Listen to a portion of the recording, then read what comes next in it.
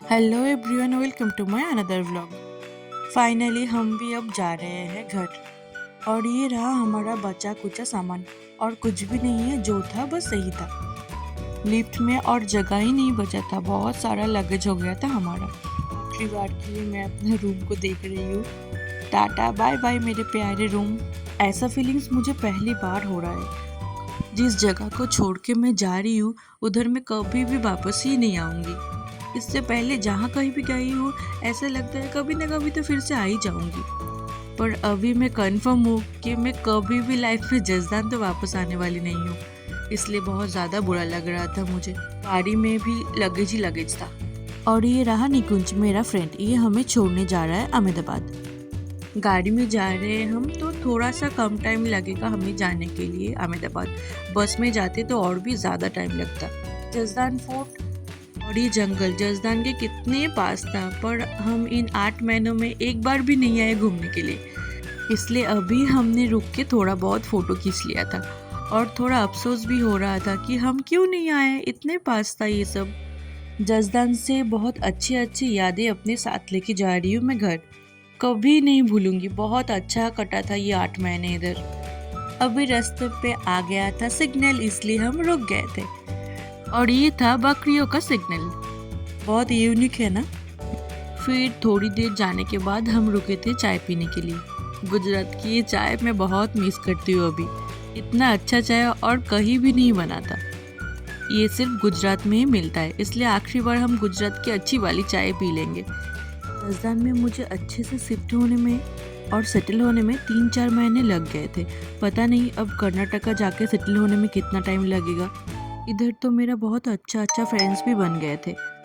पहले पहले लैंग्वेज का थोड़ा बहुत प्रॉब्लम था, पर बाद में सब कुछ ठीक हो गया था। जैसे सब्जी वाले अंकल लोगों को हिंदी बिल्कुल भी नहीं आती थी, उनसे हम इशारों में ही बात किया करते थे। और हम जिस बिल्डिंग पे रहते थे, उधर आंटियों को भी उतना अच्छा हिंदी नहीं आती थी, पर जब भी हम मिलते थे, हम एक दूसरे को नमस्कार किया करते थे। और अच्छे से स्माइल भी पास किया करते थे हम एक दूसरे को। बस इतना ही काफ़ी था अच्छे से लाइव लीड करने के लिए। अभी रात हो चुकी थी, इसलिए हम रुक गए थे डिनर करने के लिए। और जिस रेस्टोरेंट पे हम रुके थे वो बहुत बड़ा था। सेंट्रल एसी के साथ साथ ये बड़ा वाला फैन भी था उधर। और खाना पीतल के बर्तन में सर्व किया जाएगा हमें।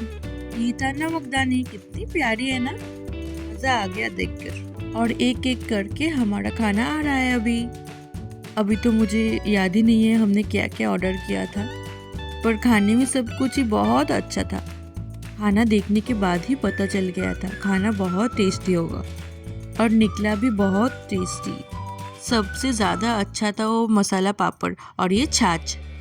रेस्टोरेंट का स्टाफ भी बहुत अच्छा था, बहुत हम्बल बिहेवियर था उनका। सब कुछ एकदम बहुत अच्छा था, परफेक्ट। फिर मैं थोड़ी देर के लिए बाहर झूला झूलने के लिए बैठ गई थी, और वो दोनों चले गए थे थोड़ा वॉक करने के लिए। और इतना सारा खाना खाने के बाद मुझसे तो चला नहीं जाएगा बिल्कुल भी। रेस्टोरेंट से निकल के थोड़ी दूर जाने के बाद ही बहुत ज़ोरों से बारिश शुरू हो गई थी।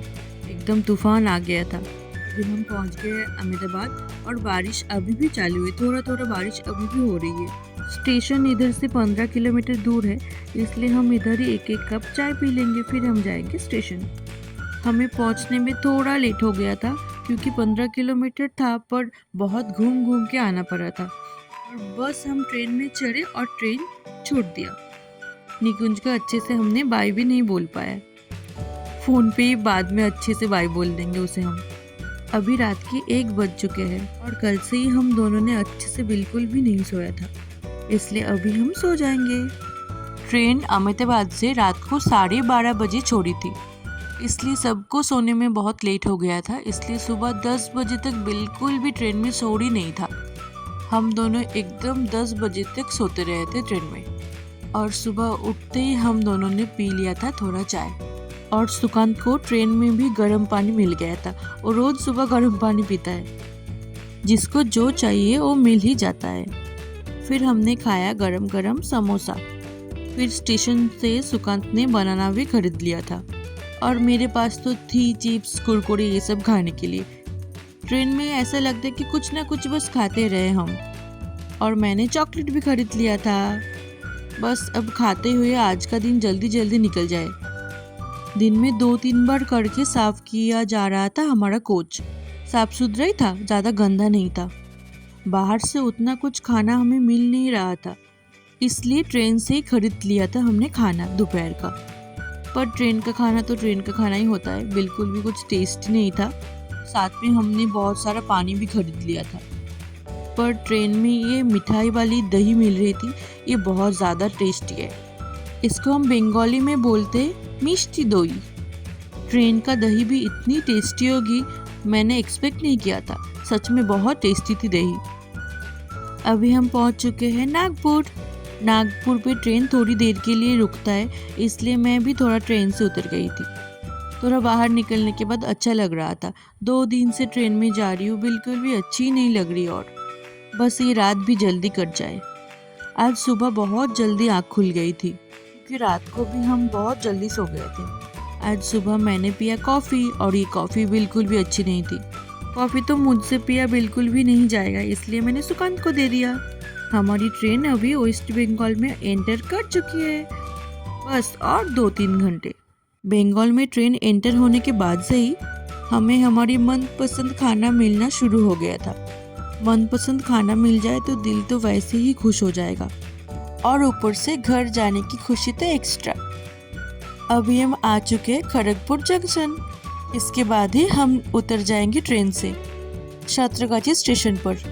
2 दिन कट गए पता ही नहीं चला, पर अभी सुबह से जैसे हमारी ट्रेन जा ही नहीं रही है और टाइम ही नहीं कट रही है बिल्कुल भी।